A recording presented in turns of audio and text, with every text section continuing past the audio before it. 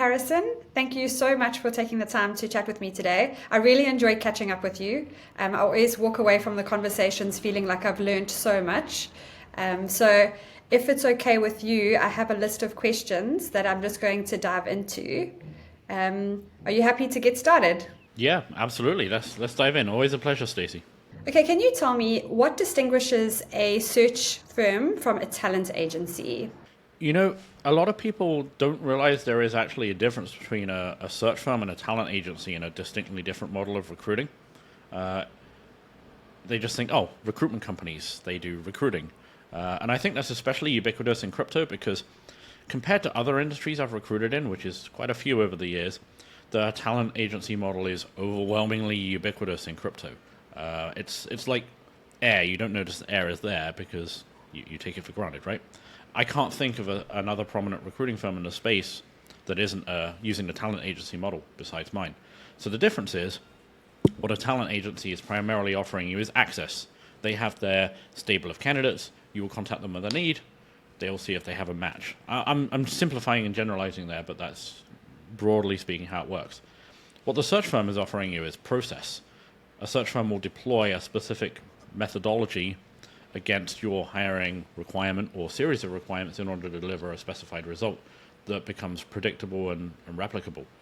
And if you look at the business models of the two firms, a talent agency will tend to have a much larger number of clients than a search firm, and they'll work with them on a much looser basis. So I would guess from past experience that the average talent agency will fill maybe 1 in 10 to 1 in 5 of the jobs they work on or the jobs that they take. And they can be very valuable, because maybe you have a requirement, you contact the talent agency, they have the right person for you tomorrow, boom, you filled your job and you've got awesome. If that works for you, that's great. Where they run into challenges, I think, is their results are not consistent or predictable. Because if you think about their business model, who is the key stakeholder? Who's really the customer? You as the hiring client, you're paying their fees. But I would argue to a larger extent, their key stakeholder is actually the candidate. Because if they have say an amazing developer, and they have 30 potential clients for that developer, what is their incentive? Their incentive is to set up as many interviews as possible and make sure that developer gets placed. And that absolutely creates value, and that's great. I'd argue that the key person the value is being created therefore is the candidate, and also the lucky client because they're getting their own competition right. Whereas what a search firm will do is they will deploy a process, and if they're good, they'll be able to tell you this is the expected outcome of this process. This is the exact timeline for this process. This is all the activity we're going to do in order to deliver that result, and we're going to generate candidates that are for you, not also for our other clients, and you get to fight over them. So it's a very different business model. So we would have a much smaller number of clients, but much tighter ratios within those clients. So I think this also depends on your philosophy. For me, the question is, what are the metrics for success? How do you define the success of a recruiting process? But to me, the 3 metrics for success that matter are, number 1, the ratio of the job openings worked to those that are filled, so that would be the completion rate. The on-the-job performance of hired candidates, so you could call that the effectiveness, and then the first interview to hire ratio. For every how many first interviews, how many people get hired, the efficiency. And to me, the reason I came up with the model that we have is to optimize for those ratios. You might have a different definition of success, but that's how I look at it. That's amazing. I can't believe that more people aren't doing it that way. My next question is, I'm glad you brought it back to the candidates because this is a candidate-directed question, is what advice and practical tips can you provide to job seekers on how to actually make themselves stand out? The problem I have with a lot of job seeking advice is job seeking is a competitive sport, just like recruiting, just like sales. And so you can read a million articles on the internet that have the same advice. Oh, here's how you should optimize your resume. Here's the keywords you should put. Here's what you should write in a cover letter that nobody reads anyway. Here's how many jobs you should apply for every day. But you're just doing the same thing everyone else is doing, so you're going to get the same results that everyone else is getting. And then when the market's really hot, that might be fine. But when the market's really hot, you probably don't need job seeking advice. When the market's down, it doesn't work because everyone else is doing it and you have that supply-demand imbalance. So, long story short, for me, being successful in that is about completely circumventing the process that everyone else is following. Applying for the job is the worst way to get a job. The best way to get a job is not to look for one. It's to have someone like me tap you on the shoulder with a career opportunity, with an offer you can't refuse. But that's more of a strategic process. That's about doing things that take a sustained period of time to put yourself in a position where you don't need to look for a job. And over the medium to long term, that's exactly what you should do. It's about having an amazing track record. It's about being well networked in a space. It's about being the first person that people come to when they need something. If you do that, you won't need to be a job seeker. But that's easy to say because that's not an overnight process. In the meantime, I would look at if you need to find something right now, I would look at what can you do to take control of the situation and circumvent the process. Because if you think about it, in the current market, you go and apply for that job that looks great. Even if you tick every box, there'll be 500 other applicants. How can you possibly stand out? I mean, the odds are just against you.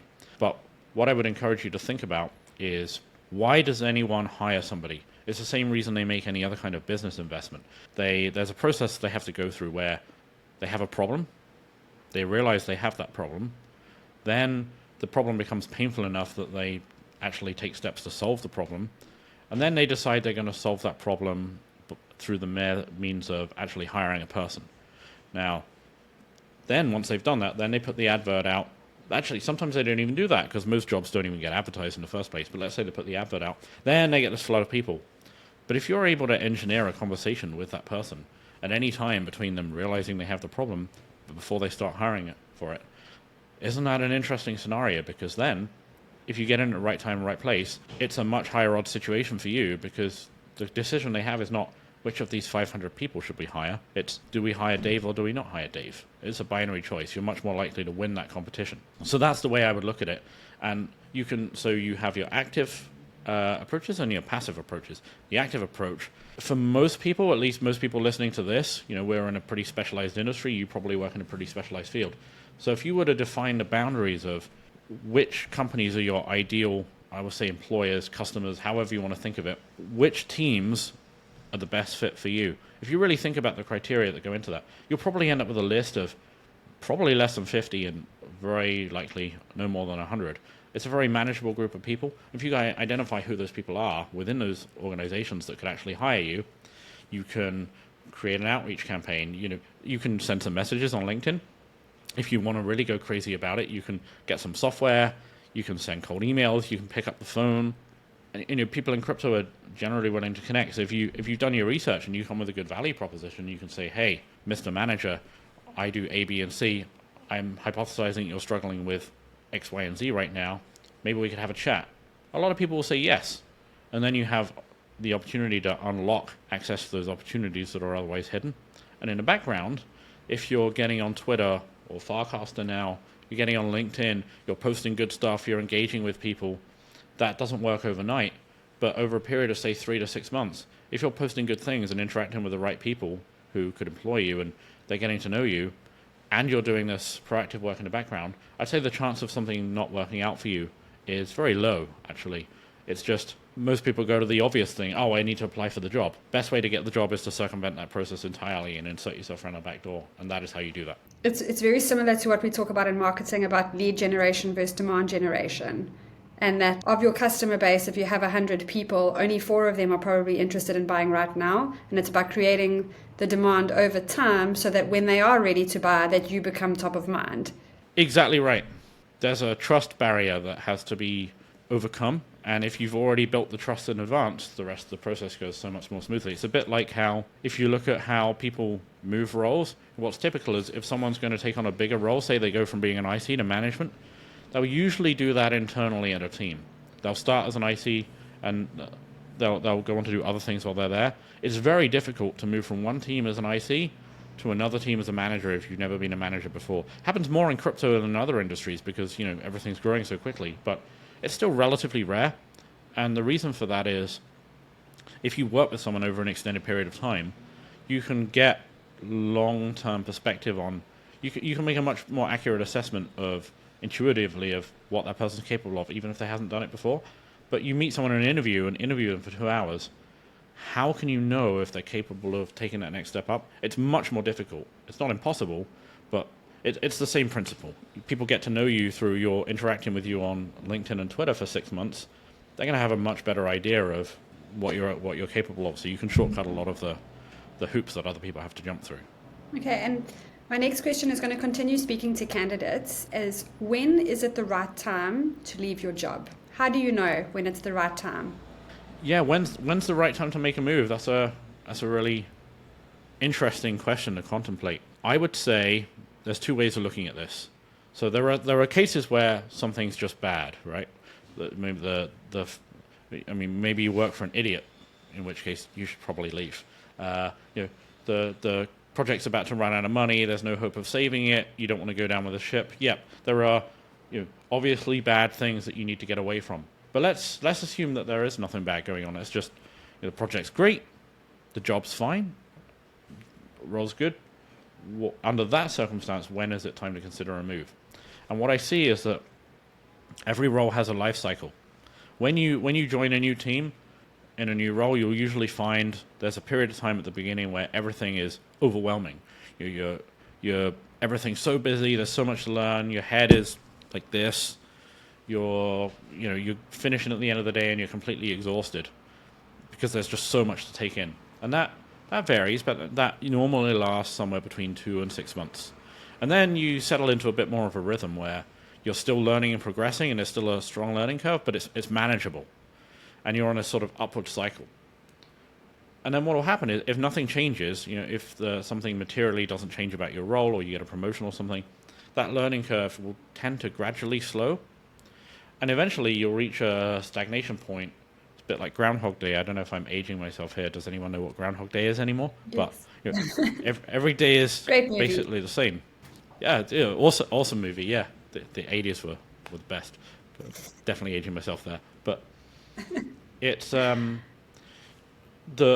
my opinion, the ideal time to move is somewhere just before you reach that stagnation point. You don't want to leave too soon that you're leaving growth and development and opportunity on the table, but you don't want to leave it so long that you're stagnating, because the reality is people get into a comfort zone, but if you're not, it sounds really cliche, but if you're not growing, you're regressing, and you can't afford to be regressing. So I would leave at the point where you've tapped out 80% of the growth opportunity that's available. And in the world of cryptocurrency, why do you think that the job tenure is so short? Yeah, tenure in crypto being really low. I did a little bit of research on this using some data sets that I pulled, and what I found is that it seems like the average tenure for VPs in crypto is about 10 months, which intuitively lines up with my experience. I don't have the data set on what it is for the industry as a whole, but I'd be surprised if it was much over a year. I really would. And there's an element of that is just the startup roller coaster that is crypto. How many people join teams and then get laid off 6 months later when the bear market hits and the token's lost 90% of its value, so they have to make some of it is just unavoidable with the environment, but a lot of it is more than that. I think a major factor is, this goes for information work in general, but especially in crypto, so many of the things that we're doing are things that nobody's done before. If you were to hire somebody 20 years ago, let's take just a profession that I happen to know through personal experience. If you learned to recruit in 1970 and you retired in 1990, okay, that's not a long career, but just roll with me here. You could learn it once. You could do the same thing for 20 years and be successful that entire time. Not much fundamentally would change. In the last 5 years, how much has work changed? How much has things changed in crypto? And one of the things that's really difficult to assess is, what is this person's ability to learn and adapt and succeed in this new environment, which is different than the prior environment, which I think goes to the heart of why people have such poor hiring results now compared to, say, 20 years ago. And with the faster cycle, you don't have years to teach someone to be up to speed in an environment in the past where people stay at a company for 10 years and often a lot longer than that. It doesn't matter if it takes a year to train that person or for them to become good, because you've got another 9 years to get an ROI. You need people to be productive pretty much straight away, or it's not going to work in our environment, and that's hard to assess for. So people get it wrong a lot. I'm gonna interrupt your thought process there to ask you, what are some of the consequences for founding teams that have a really high staff churn? This high turnover within a team it's a really insidious problem that people don't actually realize the full ramifications of often until it's too late. Think about, you as a founder, you've just raised your $5 million seed round. What have you got to do before you get to your Series A? Well, in 2021, maybe you'd say you make some noise and bring out some cool PR, and then people will come and throw money at you again. I'm being a little facetious, but it definitely doesn't work like that now.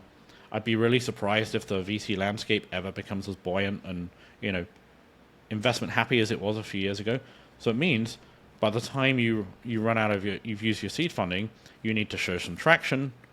You need to have tangible things accomplished. You're not going to get it. You're not just getting an endless money tap. You need to either be self-sufficient, or you need to have made some pretty compelling progress that's going to get you to Series A. Now, every time you hire someone that isn't going to work out or is moderately productive, think of all the waste. I mean, you've got the direct waste. Let's say you hire someone who's there for 8 months. So it's probably going to take them 2 to 3 months to get up to speed. I would argue that in most roles, someone doesn't reach full productivity, and it's not to say they're not useful before then, but after 1 year and they're really embedded in, then they become superpower, and they build up all this institutional knowledge with them along the way of what they've been building, and then they become more and more useful for the next couple of years after that. You never get that virtuous cycle flywheel kicking in if people are leaving 1 year after another. So there's that very intangible but very significant cost. Then you've got the direct costs of, naturally, you have to pay recruiter fees or however else you're hiring somebody. You have the disruption of the team every time the team dynamic is changed. It's actually quite staggering.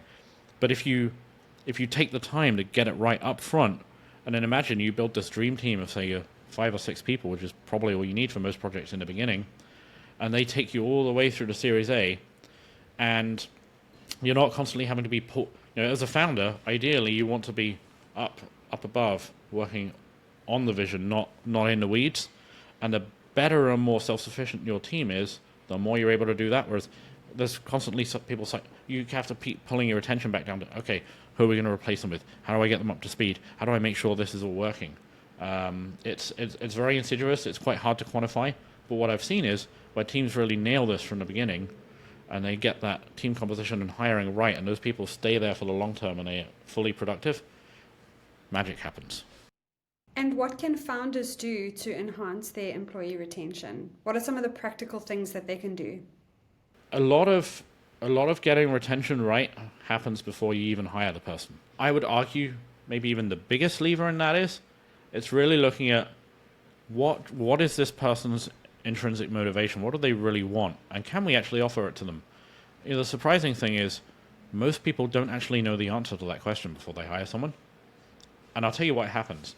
Imagine you put a job out there, or someone applies to the job, or you give it to a recruiter, and the recruiter goes and pitches someone the job, and they say they're interested, and then they come for an interview with you. They're interested in the job. Do you know why they're interested in the job? Could it be they just need a job? Any job, as long as it ticks some boxes? Or, there's so much opportunity in crypto. And anyone who's any good is going to get hit up multiple times a day when the market's hot. They could walk into so many countless different roles. What's going to keep them with you? And what's going to keep them with you is if the role and the team and the vision is a really, really strong alignment with what they want. And how I see this as a bridge. When we talk to a candidate for the first time, we don't pitch them a job. We don't talk about a specific role at all. We have a conversation about their vision in life, their goals, why that's important to them. We talk about what's wrong in their current situation that stops them from being able to achieve their goals. And if there is nothing, then we shouldn't recruit them, because if there's no compelling reason for them to leave, there's no compelling reason they're going to stay with you either. But what we want to figure out is, before we talk to them about anything, is your team and role a bridge to take them from where they are now, a state of dissatisfaction, from ultimately where they want to be. And the more exact and precise that fit is, the more likely you are to hold on to them for the long term. Because, hey, if someone's really bought into your mission and values and they really love everything about their work, are they going to listen when someone like me comes knocking? No, probably not. But if they're just taking the job because they need a job and it pays well, you can be sure they're taking those calls, and sooner or later, you're going to lose them to someone who does offer them that vision. So there are other things, of course, to do with retention, but that's the big contrarian insight that I think is actually really important and most people completely miss. And I'm sure that's super evident when it's in a bull versus a bear market. I mean, when there's no jobs around and people are desperate and scrappy, they're just going to take any job. Yeah, exactly. In a bear market, yeah, people can't afford to be as fussy with the roles that they take, and also they're less likely to leave because there's less opportunity out there, which is why you see every time the market cycle comes back, suddenly you get a ton of people moving because they've been wanting to move for ages, but they didn't have the opportunity, and now they do. And I think a big part of being successful, both in terms of a career in crypto, but also running a company in crypto, is about being able to smartly manage these crazy cycles and not falling victim to them. Can you tell me, how can you assess the trend of performance over time in a candidate, and how is this important to their abilities? I find a really important indicator to look at in assessing a prospective candidate is their trend of performance over time. Well, what do I mean by that? Actually, it's not just the trend of it's the trend of a couple of things. So let's say you look at someone's career history. You might, let's say, what a lot of people will do is they're hiring for, say, I don't know, let's say a head of growth. Oh, and their last job was a head of growth for X protocol. And before that, they did something else in Web 2. So they spend the entire conversation talking about what they did as head of growth for X protocol, which is natural, and there's nothing wrong with that. I mean, that is a deep dive that's worthy of doing. But what needs to happen is an analysis of this person's entire career history. So we look at, okay, what did they achieve? Yeah, what did they achieve with X protocol and why, and how did they do that? What about their previous role? And the role before that, and the role before that, and the role before that? What we're looking for is a pattern. Are they consistently getting bigger and broader and more demanding roles? Are they accepting more responsibility? Are they succeeding in each role? And another trend, which is why I said it's not just about trend of performance over time, is how are they getting each of these roles? Are they being recruited away? Are they being headhunted from one company to another over and over again? Or are they continually being laid off or fired and then being out of work and finding another job? Now, I want to be clear about this. Even the best people can get laid off, right? That the fact that someone's got laid off does not in itself make them a bad candidate. However, what we're looking for is de-risking, making the lowest risk, highest conviction bet when we hire somebody. And if someone's had 8 jobs and they've got laid off from 6 of them, and they've never been headhunted, it's not conclusive, but it's a very strong indicator that person's not very good at what they do. Whereas, if they've never been laid off despite surviving 2 major recessions, and they've been headhunted to 8 out of the 10 jobs that they've had, and they've never actually gone and looked for a job themselves, they're probably really good. And you want to confirm that with other evidence. But one of the strong indicators we look at initially is that trend. And sometimes you'll see somebody who, maybe they've got 15 years experience, for example, but they've essentially been doing the same job for the past 7 years and they haven't grown anymore. If what you have to offer is a dead-end job, and some companies do have that, there's no shame in that, maybe that's fine. But I'm guessing if you're building a crypto startup, you probably want someone with a lot of upside potential for your future growth, in which case that would be a bad indicator, because maybe they've reached the limit of their potential by now, or at least the limit of their interest in growth. Okay, and then what is the significance of this strategic career management in today's professional landscape? Something I think some people are quite astute about, and other people don't even realize at all, is it is helpful to think of your career as almost a saleable asset. So if someone's thinking of hiring you, what they're looking at is not necessarily you, the person. They're looking at what is the story that your career tells about performance and results and alignment, and is that something that I want? Is that's how they're interpreting you when they interview you, when they take in your LinkedIn, your resume, and your story, and all those sorts of things. And I find, a large part of career success, sadly, it isn't actually necessarily about how good you are at what you do. Yes, that is very important. I'm not taking away from that. But the people who are most successful in their career aren't necessarily the people who are the best at what they do. They're the people who build the best story over a period of time while also being really good at what they do. And so sometimes, I've been guilty of this myself in the past. I'll tell you one of the big career mistakes I made. I've recruited in probably 5 different industries. And before I started this company, I spent some time doing enterprise sales completely different field. Now, from a personal interest point of view, that's been fantastic. And I've definitely learned a ton from those experiences that has culminated in me being able to bring certain experience today. But back when I was employed, actually from a career perspective, that was really bad because every time I moved into a new industry, I had to start from scratch.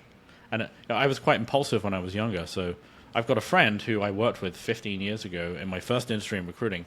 He runs a recruiting firm now today in that same industry. He's never left that industry in all this time. And, life's pretty easy for him now because everyone in the industry knows him and everything just recycles. And that's a kind of benefit you build up over time.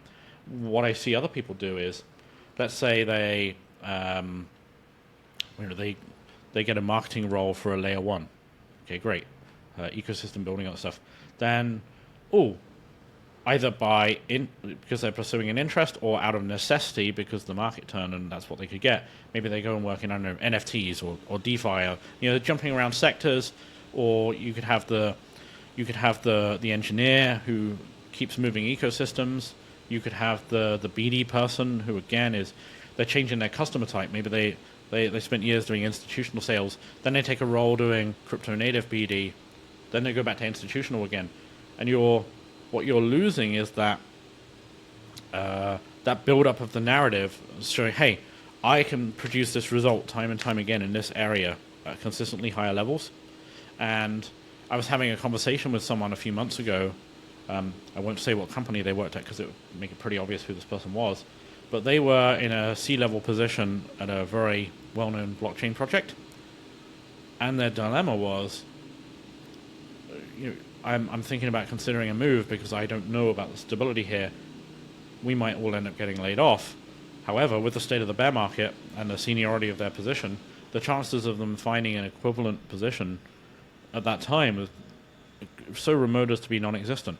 But that person, they had just the position they held at that time gives them so much credibility that when the market comes back, as it is now, they will be able to walk into any equivalent position, I think. If one were to be available, the challenge is there are very few positions like that in a bear market. And so, as I believe, he ended up staying there for that reason. And sometimes these things are out of your control. Sometimes you need a new role. But whenever you're thinking about a career move, think about what does this history that I have right now allow me to trade this in the form of my next role. And it's something to really weigh up because, especially in crypto where things can go so wrong, one bad move, everyone gets allowed that. But I've seen people get into the cycle where they've had this really illustrious career, then they make a bad move. It doesn't work out. 4 months later, they make another bad move, and another bad move, and another bad move. Soon enough, no one wants to hire them. And sometimes it's not even anything they've done. They've just made bad choices on who to work for too many times in a row. And the problem is every time that happens, your options reduce even more. So then you have it's a vicious circle. And I think a lot of life is about flywheels. It's about, are you building a positive flywheel or a negative flywheel? And in terms of career management, that's something really to watch out for. And I think you see that quite a lot in the roles of like sales and marketing, as you said, like BD roles. And it becomes really difficult to understand your customer base of who you're actually selling to and marketing to when you keep chopping and changing industries all the time. That's exactly right, yeah. There's an institutional knowledge that builds up the more exposure you have to a specific topic. That's why we have specialism in the division of labor. Okay, I'm going to kind of do a bit of a U-turn now. We're going to change from talking to candidates and talk more towards hiring managers. And I wanted to know, can you tell me about the impact of mediocre hiring and some of the long-term consequences that come with that? If you look at a lot of messaging that recruiters use, they often talk about that they want to scare you with, here's the risk of a bad hire. Here's what a bad hire will do to your company. Scare. And it's true. There is that risk. But I think the real risk and the real problem is actually much more insidious than that. So the thing is, most of the time, even an unskilled interviewer can tell someone who's obviously incompetent at what they do, or also someone who's top 1% in their field. The real challenge is in the middle. It's actually the differences between someone who's good at their job, say 60th percentile, and someone who's great at their job, say 80th percentile. They're quite subtle. They're quite difficult to identify if you don't know what to look for. And so a lot of people, they end up hiring people who are almost great, but not quite. And It creates what I like to call, it's a little dramatic, I know, but I like to call it the slow motion train wreck of mediocre hiring. And it looks a little something like this. So you're the founder, you've got the vision, no one's going to be as dedicated as you. You've got your funding. Okay, now it's time to build a team.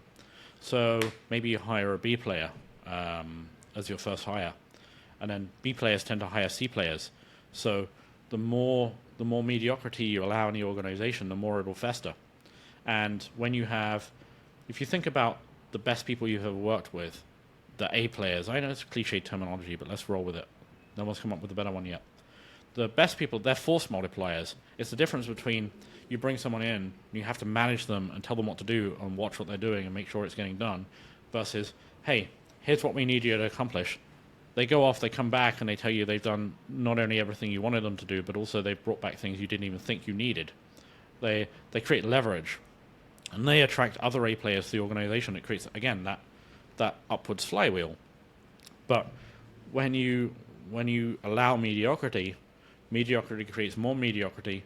The more mediocrity that exists, the more you have to think about fighting fires and tactical concerns instead of vision and strategy. And in the industrial age, maybe you could get away with that because things were less competitive. But we all know most crypto projects are not going to survive. If you want to win, you can't afford mediocrity. You have to be at the right curve. And it's really, really critical to get ahead of that. It's a much harder problem to solve once you already have it than to prevent it in the first place. I think the meta is moving more and more in this direction. If you look at an industrial age company, can you believe there was a time where people used to measure the success of their company based on their head count? That was actually a thing. Oh, look, we're doing great. We have 155 people now, and we're growing. We're going to be at 500 heads in 5 years. Now that would just signal inefficiency. If I think back to the industrial industries that I used to recruit in back in the day, I say back in the day, it's not even that long ago, but this is how fast everything's changing. In an industrial company, maybe the difference between a good, like that 60th and 80th percentile person, the difference might be 30 or 40%. It's definitely significant, but it's not world-changing, it's not world-ending, because so much of the success of that company is based on the physical capital and assets and IP that they have. But in the knowledge economy, the people are everything, and the difference between the 60th and 80th percentile person, maybe it's not 30 or 40%. It could be thousands of percent. It's absolutely enormous. So it's so critical to get this right in a way that it never used to be. But the beauty of it is, if you have these A players, you don't need large headcounts. I think WhatsApp, when they sold for billions to Facebook, had 16 employees. And the vast majority of crypto teams that I recruit for have way less than 50 people, and they probably won't ever grow to that size. So some of the things that I advocate in terms of recruiting process will be completely unmanageable if you're trying to add heads at scale.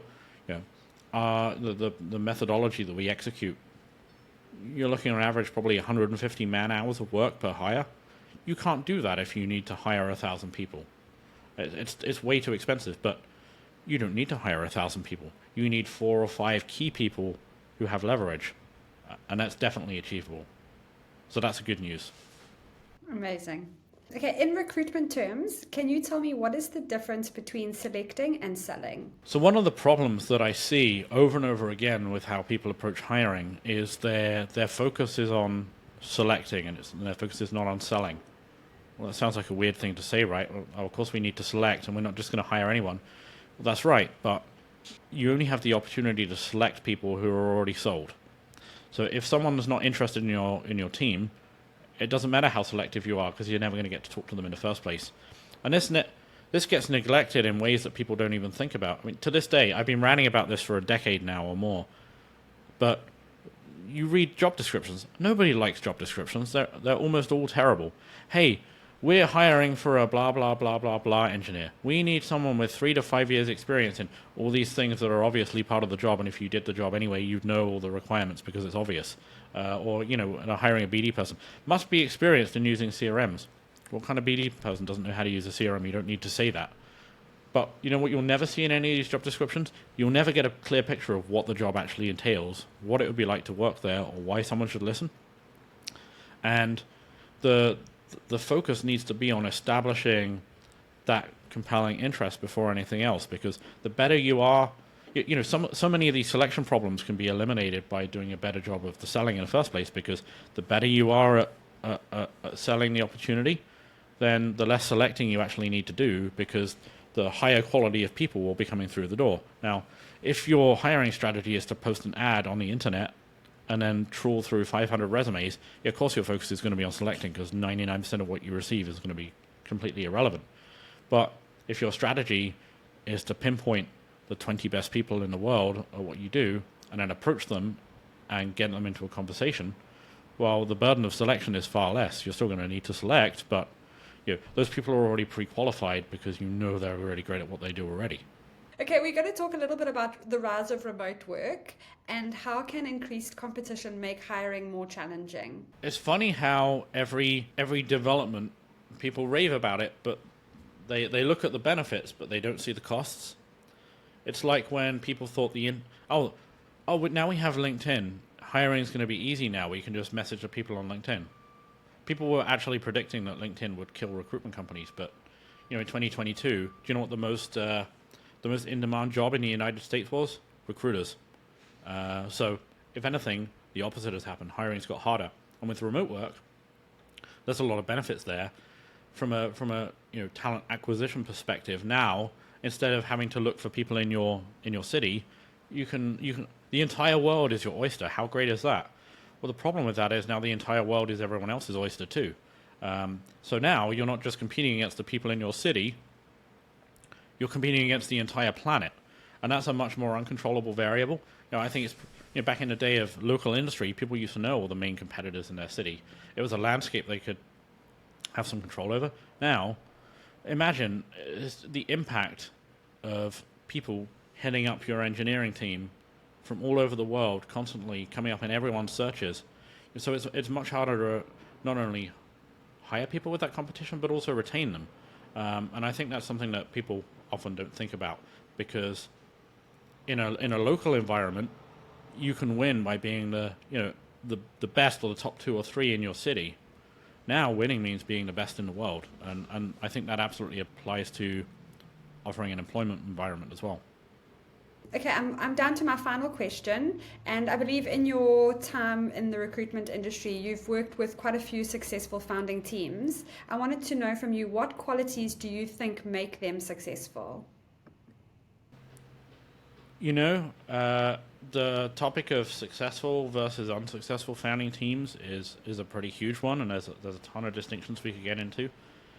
But the big high-level thing that I see, and I see this pattern repeat over and over and over again, is the really successful teams usually have one person who's the visionary and one person who's the operator.